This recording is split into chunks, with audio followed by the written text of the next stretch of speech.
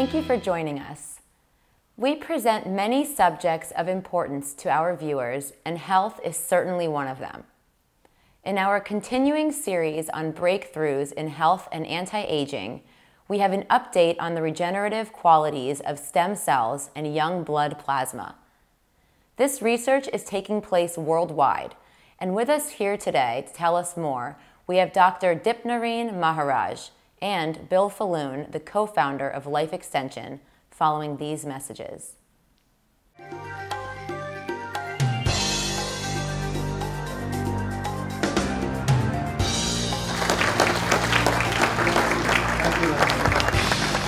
going to open up this presentation with some history, because if you don't understand this history, you won't understand the predicament we're in right now. Smallpox has killed hundreds of millions of people over all of history, but they discovered a way to treat it, prevent it with a vaccination. And by 1840 in England, there was widespread vaccination. There was no more smallpox. It was eradicated. But it took up until 1979 for the entire world to benefit. So from 1900 to 1979, 300 million humans died of smallpox, when a way to absolutely prevent it had been discovered more than 100 years prior to that. We are in the same predicament as it relates to aging. There are ways to intervene to slow and reverse pathological aging processes, and the majority of the world and the majority of the people in the United States are doing virtually nothing to make that age reversal happen. Same with scurvy. It was discovered that limes and lemons could prevent and cure it, and yet it took over 400 years before it was considered accepted by the conventional establishment. You had people dying horrific deaths from vitamin C deficiency from scurvy when it was already known how to do it. If you didn't go to the right circle, you didn't find out this information. And the contention that Life Extension has right now today, it may be possible to rejuvenate elderly people and transform them into much younger individuals from a biological standpoint. We've established an organization called the Society for the Rescue of Our Elders. Purpose of this group is to unite all the technologies so people who log onto these websites can gain access to the information that Dr. Maharaj is going to describe tonight and information from around the world. Now, we call this a biomedical renaissance. And if you look up in the dictionary what renaissance means, it applies directly to what we are doing. Our renaissance today is the science of renewing older people. That is the biomedical renaissance we are talking about. And we at Life Extension have been advocating more aggressive activity in the research field to accelerate the development of therapies that are working in the laboratory animals. Old animals are being made young again in the laboratory, and it's time to translate that into humans. And for those who don't know Life Extension, we have a rather long track record. We were the first to introduce low-dose aspirin and coenzyme Q10, DHEA, melatonin, all of the therapies that you'll walk into a CVS and see a big, long line of shelves with low-dose aspirin, melatonin, CoQ10, etc. We pioneered that in the 1980s. I put that on to let you know we have a unique ability to identify technologies before the medical establishment figures it out. But the great news is the mainstream media is picking up on the fact that human beings are evolving towards indefinitely extended, healthy human lifespans. This is Town and Country, cover 2017. Now, where they were wrong is they were saying you have to be rich in order to engage in these age reversal technologies, and that's not quite the case. There are approaches right now that are quite affordable that can enable you to reverse aging. But the media, again, is picking up on the science, indicating that people are going to start living a lot longer than what they are right now. Now, Time magazine ran this cover a couple years ago about children born now. There's no question they're going to live a real long time. No question about that. But I don't see any children in this room. We're way past that stage. We need to do something like what Osman Kaibar is doing. He is using science in an attempt to reverse aging in people. He's one of many people who are engaging in technology aimed at radically extending healthy human lifespans. And this includes the tech titans. Mark Zuckerberg, he's determined to cure every single disease within the next 100 years. One problem is we don't have 100 years. We need to rejuvenate ourselves so we become biologically younger so we can take advantage of what Mark Zuckerberg is doing. And the Google people, they are funding age reversal research. We're grateful for that. We're grateful for what Jeff Bezos at Amazon is doing in conjunction with Mayo Clinic, funding age reversal research. Age reversal was a word that wasn't used up until the last couple of years ago as it pertained to humans, because frankly, it was not possible to do it. The technology has evolved to the point where everyone is getting involved. The famous multi-billionaires are putting their own money into technology aimed at eradicating degenerative disease. This particular Harvard professor, using CRISPR-Cas9 gene editing technology, believes within the next 10 years, he is going to be able to edit the genes of older people, transform them back into younger individuals.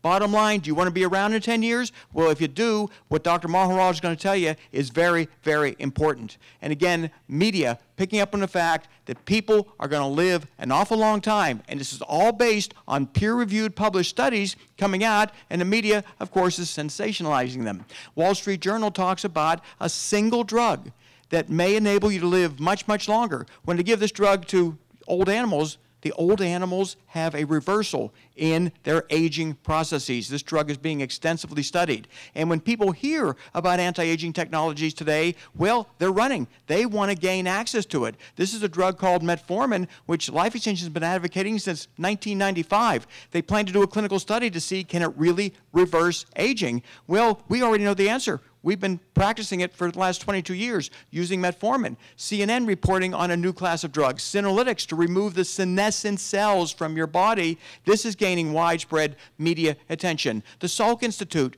they were able to reverse aging in the animal model, and there are people working right now to emulate that technology in people using existing technologies. And if you look at that slide, not only did the animals live longer, but they look better. Their spine straightened out. They started to look younger in response to this gene-altering technology. So the fundamental question for everyone in this group to ponder is, which area do you want to be on? What side do you want to be on? Because you can be part of the control group, which is virtually everyone in the United States. They do very little to interfere with degenerative aging. Or you can join the experimental group. We plan to circumvent all of those degenerative illnesses in a systematic way. And what Dr. Maharaj is going to present is the most comprehensive rejuvenation program we know on the planet. We're right here in Palm Beach County, and we are at ground zero, the center of where anti-aging technology is progressing. And what Dr. Maharaj will be doing involves stem cell mobilized young plasma concentrates. We know it works in the animal model. Nature did a lot of reporting on it back in 2015, just reviewing multitudes of studies showing that old animals given young blood, they grow younger. The old animals grow younger in response to young blood. And this has caught the attention of the most prestigious universities in the world. They are involved in research right now, but it's nothing comparable to what Dr. Maharaj is doing. Nothing comparable. But the thesis of it, at least, is there. We know that young blood rejuvenates old animals, and we think it can also help with people. Johnson & Johnson is spending lots of money to see if they cannot find a way to cure Alzheimer's using young plasma. Again, nothing comparable to what Dr. Maharaj is going to present. The media picking up on the science that aging might be reversible if we can only get young, healthy plasma into our body,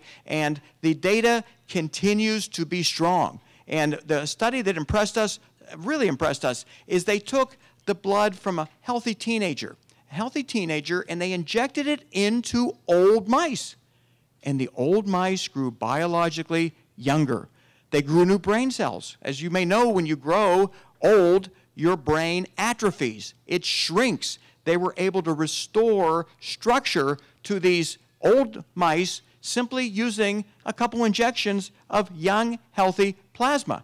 And it got a lot of media attention because here you have mice that are no longer old by virtue of young human plasma. They had improved cognition, their brain cells are forming, and what's probably more important than anything else is they acted young. They behaved like younger animals in response to young human plasma. Just a short course of it enabled that to happen. And I think everyone in this room would like to be able to behave and function and act much younger than what we are right now. I certainly would like that to happen. And again, the media picking up on it. The Economist, one of the most prestigious publications in the world in the financial field, they're asking the question, well, if all this technology has happened, why aren't we using young plasma in old people? Bottom line is Dr. Maharaj is doing it not just with young healthy plasma, he's using stem cell mobilized young healthy plasma concentrates. Day and night difference from what the mainstream is proposing that we do right now. So we know today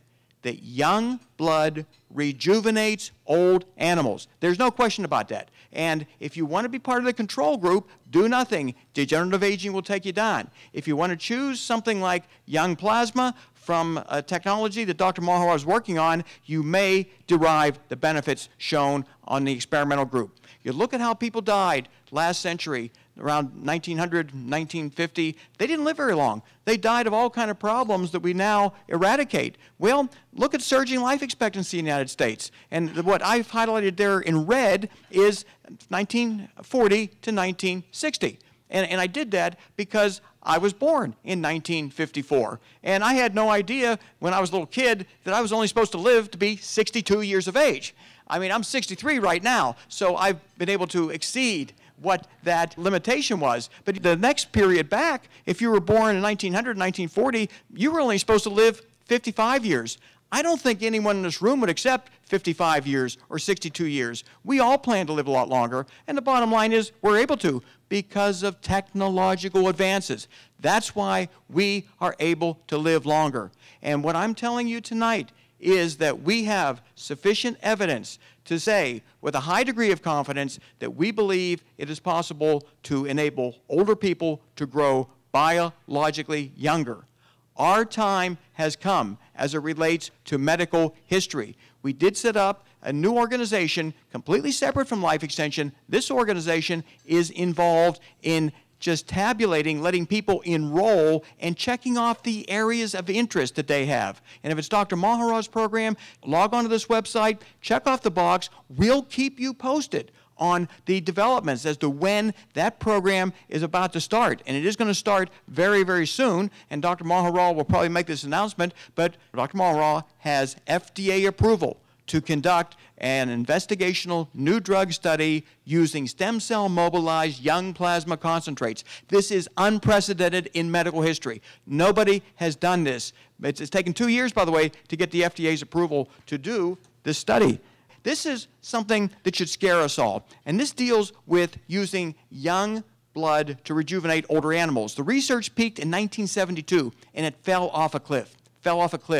That could happen in this situation if we don't raise the funding for Dr. Maharaj's project. We could have everything in place, including investigational new drug approval from the FDA, an incredible team of scientific advisors, the facilities, the technology, the patents, everything's in place. But if it isn't pursued, it'll fall off a cliff, and someone 50 years from now is saying, you know what?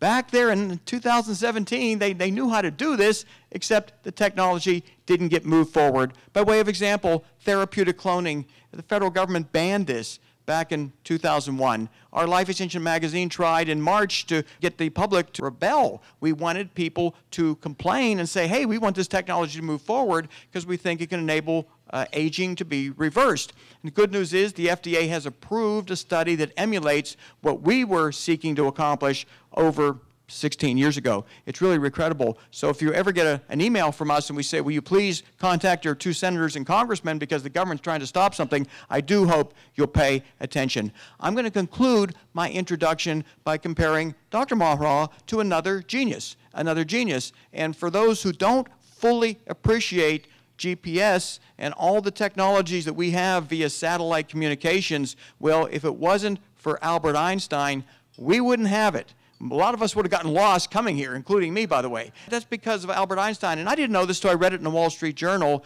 that his ability to measure time in billions of a second, think about that, billions of a second, when you're shooting transmissions back and forth between satellites and ground bases, he did it. Well, Dr. Maharaj I believe, is going to enable old people to grow biologically younger. Bottom line is, there's an urgent need for human age reversal research. So I'd like to introduce Dr. Maharaj, who's going to tell you the details of his program to rejuvenate elderly people in a meaningful and systematic manner. Systematic's very important. You don't want to just rejuvenate your brain and kidneys and have your heart give out. So his program offers the greatest opportunity for systemic age reversal.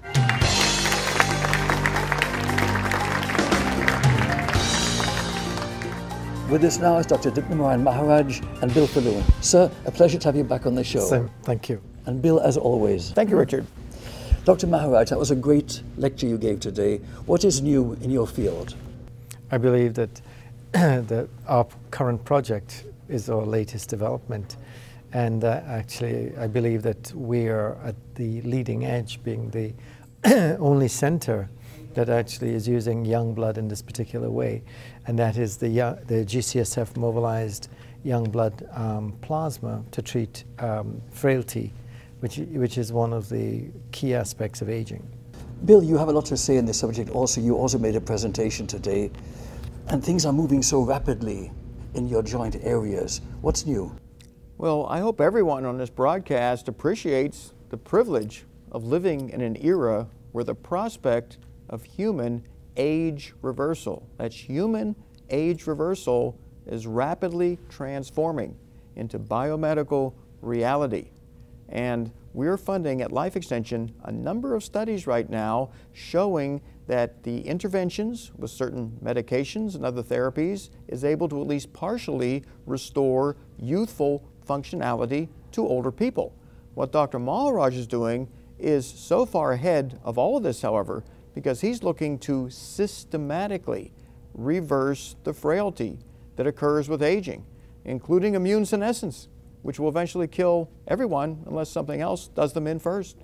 The challenges I would expect financially are quite substantial, and there was very little cooperation in past decades. Bill, I understand there's far more support nowadays. There are tech titans, billionaires all over the world who are really more interested in this than ever before. Virtually every famous name in the biotech industry, in the information technology industry, they're pulling resources together to fund research. The problem is they're not focused on a specific objective. Dr. Maharaj and Life Extension are seeking to systematically reverse aging in a way that people will not only feel better, look better, but perform better. And we plan to use clinical measures and biomarkers of aging tests to ascertain, are we really accomplishing systemic rejuvenation? And I'm afraid a lot of people with very good intentions, I'm grateful they're funding certain research, but ours aims to get results fast. Because every single day in this country, over 5,000 Americans die of a degenerative illness. And if every day we're delayed, that's 5,000 more dead Americans. This is also very interesting, and I understand both of you have actually self-experimented. I think the self-experimentation goes on every day, which is basically as we know. And of course, Bill, being an expert on aging and the effects of life extension, from a personal point of view, I'm doing everything that I can. Self-experimentation should be done by everyone. Everyone has a role and has to take responsibility for their own health care. Well, in a way, many people today self-experiment by eating lower calorie diets and exercise more. Those are some ways to reduce the risk of degenerative illness. But I've been working not just as an advocate for Dr. Maharaj, I've been a patient for a number of years.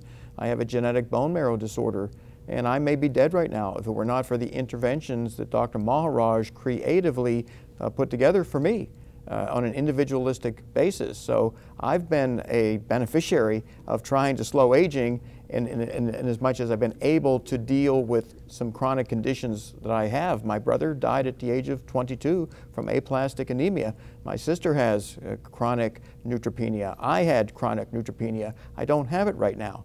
If it comes back, I'll go back to Dr. Maharaj, and I believe he will correct that. But as it relates to self-experimentation with aging, I've been doing that most of my life. I have been taking the drug metformin. It's an anti-diabetic drug, happens to slow aging processes, reduce cancer risk. I'm not a diabetic, but I take metformin, and I have undergone NAD+ infusion therapy that has resulted in tremendous improvements with my sleep, with my blood pressure, with my mental energy levels. I've gotten those same benefits with Dr. Maharaj's stem cell mobilized therapy with my own bone marrow. So I've been a beneficiary of intelligent self-experimentation. As I said, most fascinating. Now, fundraising, of course, is another obstacle, another big challenge. And you have this new Young Blood project. Tell our audience about it, please. So this is, in my belief, you know, I've been working in this area of stem cells and stem cell transplantation for the last 30 years. But I believe that this is the most innovative and most exciting project because the impact of this will be, it potentially could affect about 2 billion people who by the age of 2050 would, by the age of 65, you know, in the year 2050, it's going to, we're going to be faced with this huge number of people. Please clarify that again. You say 2 billion people will be over the age of 65 in a few years. In 2050, we're going to have 2 billion people over the age of 65. And that's a huge problem because currently, for the effects of frailty, the diseases associated with aging, the treatments that we have are basically symptomatic. None of the treatments actually do anything to reverse the root causes of the problem. So this is one of the reasons why we're very excited about this project. And of course, for an ambitious project like this, to be able to impact huge numbers of people, we need to accelerate it forward because if it's delayed, we're not going to be able to help as many people as we want to do. And how do you take a big project like this, how do you move it along very quickly? You need to get good funding for it, and we need huge funding. I can hardly think of any organization in the world that has so generously funded good causes such as this as yours, Bill. Life Extension has done this, good Lord, for decades. We've funded over $200 million of biomedical research projects since our inception. Way back in 1977 is when we started. We were able to start making grants in 1983.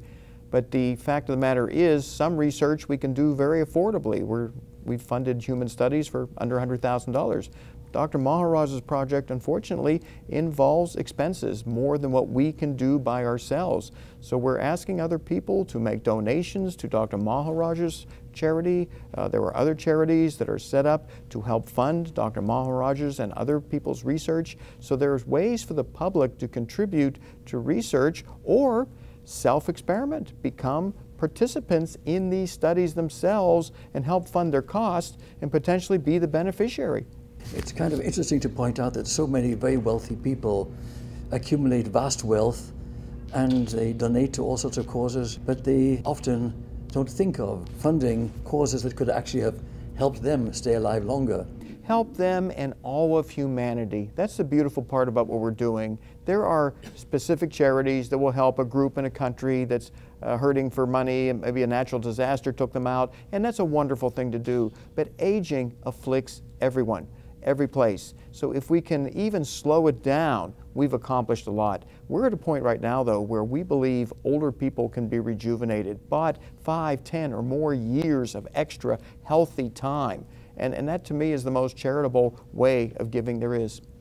So much of this has been controversial in the past, but reluctantly by some, now accepted.